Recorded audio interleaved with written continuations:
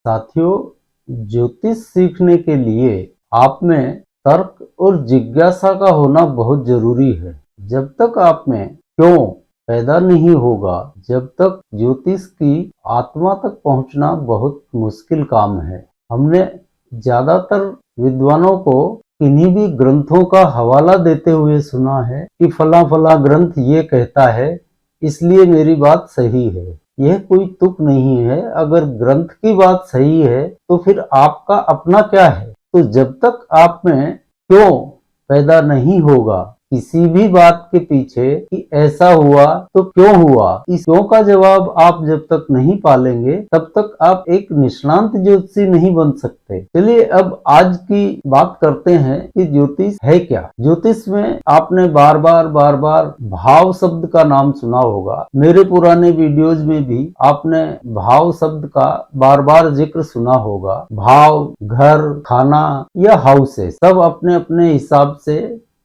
इन शब्दों का प्रयोग करते हैं, पर ले देकर बात वही है।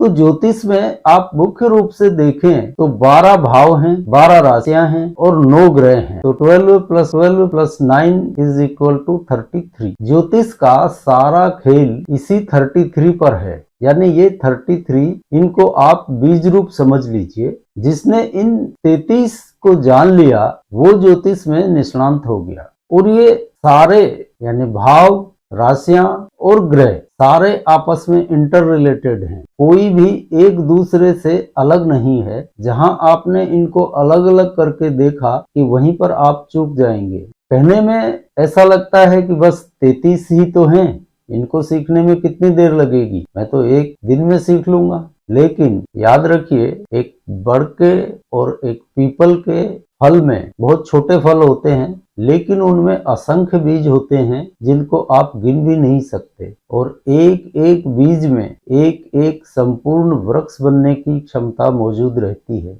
ऐसे ही इन 33 से जो कॉम्बिनेशन बनेंगे उनकी आप कल्पना भी नहीं कर सकते। इन 33 को समझने में आप अगर प्रज्ञावान हैं तो बहुत जल्दी महीने 20 दिन में भी सीख सकते हैं, नहीं तो जन्मों लगा लें तो भी नहीं सीखेंगे। यानी यह सारा खेल आपकी जिज्ञासा पर है। आपका उसमें इंटरेस्ट कितना है, आप उसको एनालाइज कैसे करते हैं और आप में क्यों का भाव कितना प्रबल है। क्यों का जवाब खोजने की प्रवृत्ति यदि आपने अपने अंदर पैदा कर ली तो फिर बहुत संभावना है कि आप बहुत जल्दी सीख जाएंगे। और क्यों का जवाब इतना मुश्किल भी नहीं है, सिर्फ अपनी बुद्धि का विस्तार करना है तो इस क्यों का जवाब भी आपको अपने आप मिलने लग जाएगा। फिर भी चूंकि यदि आप इस क्षेत्र में पहले से ही हैं या आना चाहते हैं तो आपकी कोशिश करना तो बनता है। क्या पता किस दिन बिजली कौंध जाए और चमत्कार हो जाए, क्योंकि इसका कोई भरोसा नहीं है कि जो चीज आपको समझ में नहीं आ रही है वो किस पल में आपकी बुद्धि में समा जाए, इसका कुछ कहा नहीं जा सकता और आपको साफ साफ दिखाई देने लगे। ये 33 का जो कॉम्बिनेशन है ये आपको चमत्कारी रूप में समझ में आने लग जाए। कुंडली में 1 से 12 तक भाव होते हैं। भाव प्रथम से षष्ठ तक पूर्वार्ध, सप्तम भाव से द्वादश भाव तक उत्तरार्ध। ये जीवन है। इसको आप जीवन का पूर्वार्ध और उत्तरार्ध कह लें या कुंडली का पूर्वार्ध या उत्तरार्ध कह लें। और इसी थ्योरी पर राहु और केतु ये समाये हैं। यानी 360 डिग्री के ऑर्बिट को 180 डिग्री पर डिवाइड करते हैं राहु और केतु। पहले भाव से छठे भाव तक पूर्वार्ध है, 7वें से 12वें भाव तक उत्तरार्ध है। तो आइए आज हम पूर्वार्ध के भावों पर बात करते हैं और समझते हैं कि जब जातक का जन्म होता है उस जन्म से इन भावों का क्या रिलेशन है और ये कारकत्व कैसे पैदा होते हैं। तो देखिए, सबसे पहले प्रथम भाव से कुंडली शुरू होती है और यही प्रथम भाव में जातक का जन्म होता है। यह प्रथम भाव ही पूरा शरीर है, क्योंकि जन्म इस शरीर का हुआ है। यदि शरीर ही नहीं है तो फिर जन्म ही नहीं हुआ होगा, और जन्म हुआ है तो शरीर है। इसलिए पहला भाव यह शरीर है और शरीर ही सत्य है, क्योंकि इस शरीर के हुए बिना हम कोई भी क्रिया कर ही नहीं सकते। कोई भी अच्छा बुरा कार्य करने के लिए इस शरीर का होना जरूरी है। इसलिए प्रथम भाव शरीर है। सारे दुख सुख हम इस शरीर से ही अनुभव करते हैं। शरीर नहीं हो तो हम कुछ भी नहीं कर पाए। पाप पुण्य दुख सुख जो कुछ भी है, जो भी कर्म हम करते हैं, उसमें जरिया यह शरीर ही बनता है। इसलिए लग्न महत्वपूर्ण हो जाता है। यानी जो कुछ भी कर्म होगा वह इस शरीर के द्वारा ही संपादित होगा। तो इस शरीर को बलिष्ठ रखना, स्वस्थ रखना, यह हमारा कर्तव्य हो जाता है। और वैसे भी हमारे पुरखों ने कहा है कि सबसे बड़ा सुख निरोगी काया। अब देखिए, जब शिशु का जन्म होता है तो सबसे पहले उसका मस्तक यानी खोपड़ी वाला हिस्सा इस संसार में आता है। इसलिए प्रथम भाव से इसका विचार किया जाता है। अब शरीर का जन्म तो हो गया और खोपड़ी का हिस्सा बाहर आ गया, जो कि प्रथम भाव के कारकत्वों में आ गया। अब उसके बाद शिशु का मुखमंडल बाहर आता है। तो मुखमंडल में आंख, नाक, कान, गला, ये सब द्वितीय भाव के कारकत्वों में आ जाते हैं। और क्योंकि मुखमंडल में ही हमारी जिह्वा भी आती है, इसलिए वाणी भी द्वितीय भाव से ही देखी जाती है कि इस जातक की वाणी कैसी होगी। दूसरा, इसका जन्म होने के साथ साथ ही इसका कुटुंब भी बन जाता है। यानी यह किसी कुटुंब में ही जन्म लेगा। बिना किसी नर मादा के जोड़े के बिना तो जन्म हो नहीं सकता। तो यह कुटुंब इसको पैदाइशी तौर पे मिलता है। और उस कुटुंब की आर्थिक स्थिति कैसी है, यानी उनके पास धन कैसा है, इसलिए धन का विचार भी दूसरे भाव से किया जाता है। अब प्रथम भाव हो गया, द्वितीय भाव हो गया। तृतीय भाव में जातक के जन्म की प्रक्रिया में कंधे बाहर आते हैं और भुजाएं कंधों से ही जुड़ी हुई हैं। तो यह तीसरे भाव का कारकत्व हुआ। यदि भुजाओं में ताकत नहीं है तो वह क्या तो अपनी रक्षा करेगा, क्या वह परिवार की रक्षा करेगा।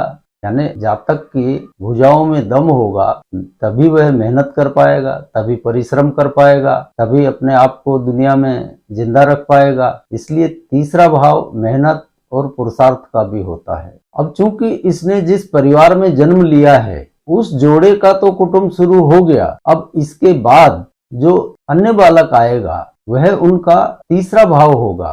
किसका? इस जातक के माता पिता का। तो इसके बाद में जो बालक जन्म लेगा वो इस जातक का छोटा भाई बहन कहलाएगा। इसलिए अपने से छोटों का विचार, नौकर चाकर हुए या छोटे भाई बहन हुए, इनका विचार तीसरे भाव से किया जाता है। उसके पीछे कारण यही है। अब जन्मने की प्रक्रिया में कंधों के बाद छाती बाहर आती है, तो छाती का विचार चौथे भाव से किया जाता है। अब चूंकि स्तनों का भाव भी चतुर्थ ही है, स्तन छाती प्रदेश में ही होते हैं, इसलिए इस जातक की जो भूख प्यास है वह इनके द्वारा ही शांत होगी। अभी तक तो यह गर्भनाल से जुड़ा हुआ आनंद ले रहा था गर्भ में ही, अब इसको संसार में आना है तो इसकी भूख प्यास का इंतजाम कहाँ से होगा? स्वाभाविक ही है, माता के स्तनों द्वारा दुग्धपान करके ही इसका जीवन आगे बढ़ेगा शुरुआत में।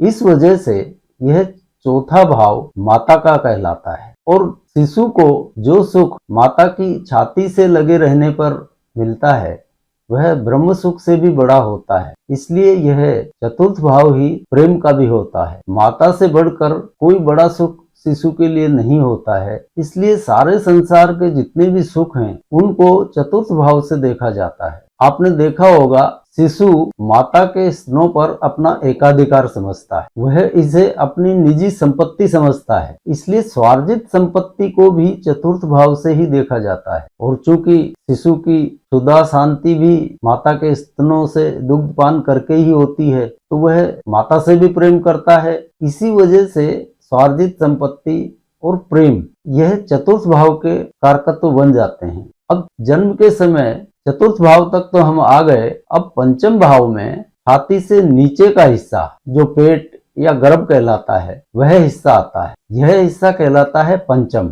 इसीलिए गर्भ का विचार भी आपने देखा होगा पंचम भाव से किया जाता है। अब यहाँ पंचम भाव आते आते एक अनोखी बात होती है। शिशु रहते रहते यह माता का कर्तव्य होता है कि वह उसको ब्रेस्ट फीडिंग करवाती रहती है। उसको मालूम है कि कब इसको ब्रेस्ट फीडिंग देना है और कब नहीं देना है। लेकिन जब यह शिशु थोड़ा बड़ा हो जाता है तो माता अपने दूसरे घर के कामों में भी लगी रहती है। अब इसको भूख लगी तो यह क्या करता है, क्योंकि माता तो अभी इसके पास है नहीं, इसको पालने में सुलाकर वो अपने दूसरे कामों में लग गई है, तो यह शिशु क्या करता है, जोर जोर से रोना शुरू करता है, यानी अपनी बुद्धि लगाता है। बोल तो सकता नहीं है तो यह रोना शुरू करता है, और इसका रोना सुनकर माता दौड़कर आती है और समझ जाती है कि यह भूखा है, इसे दुग्धपान की जरूरत है और इसको दुग्धपान करवा देती है। तो इसीलिए पंचम भाव को बुद्धि का कहा गया। तो अभी तक आपने देखा पंचम भाव में आते आते शिशु में बुद्धि आ गई है, और कैसे जन्म से लेके पंचम भाव तक के कारकत्व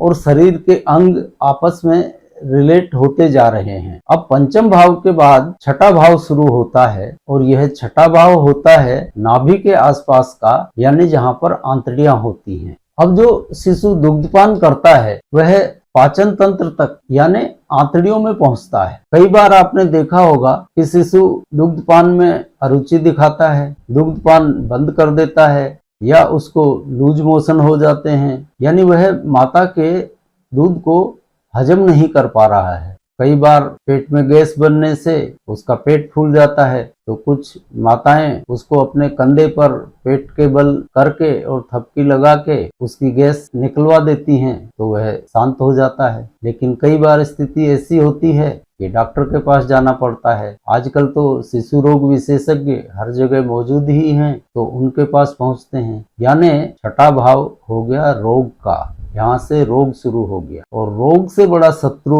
शरीर का कौन हो सकता है, यह तो आप जानते ही हैं। और यह जो बालक है ये बिना कोई कीमत चुकाए माता के दुग्ध का पान करके अपने शरीर को पाल रहा है, तो यह माता का ऋण बढ़ रहा है इसके ऊपर। इसीलिए छठा भाव हो गया रोग, ऋण और शत्रु का। तो इस तरह हमने देखा कि जन्म होने की प्रक्रिया के साथ साथ जिस तरह से शरीर इस संसार में आता है, उसी तरह से ये भाव उससे रिलेट करते जाते हैं। इसी तरह जब आप इनको रिलेट करना शुरू करेंगे तो आपको समझ में आने लगेगा कि यह वास्तव में है क्या। ज्योतिष में लिखी हुई, शास्त्रों में लिखी हुई कोई भी बात गलत नहीं है। हमको उनको कोरिलेट करना आना चाहिए। अगर हम इनको कोरिलेट कर पाए तो ज्योतिष आपके लिए बहुत आसान होगा। और ज्योतिष शास्त्रों में ऐसी कोई भी बात नहीं है जो तर्क संगत नहीं हो। सभी बातें तर्क संगत हैं, सिर्फ हमको उन्हें समझने की आवश्यकता है। अगर हम इनको समझ पाए तो यह हमारे लिए वरदान बन जाती है, और नहीं समझ पाए तो फिर तीर तुक्के ही हैं। तो आपको करना केवल इतना है कि अपनी जिज्ञासा को बढ़ाना है और क्यों पैदा करना है अपने अंदर। जिस रोज ये क्यों पैदा हो गया, आप उसमें तर्क ढूंढना शुरू कर देंगे, और ढूंढना शुरू कर देंगे तो वो आपको निश्चित मिल ही जाएगा। तो आज हमने जन्म प्रक्रिया के प्रथम भाव से छठे भाव तक की यात्रा के बारे में बात की कि किस तरह से ये भाव जन्म से शुरू होते हैं और कैसे इनके कारकत्व इनमें समा जाते हैं। तो आज के चैप्टर को यहीं विराम देते हैं, और अगले चैप्टर में हम बात करेंगे सप्तम भाव से द्वादश भाव तक के बारे में। तब तक के लिए जय जय सिया राम।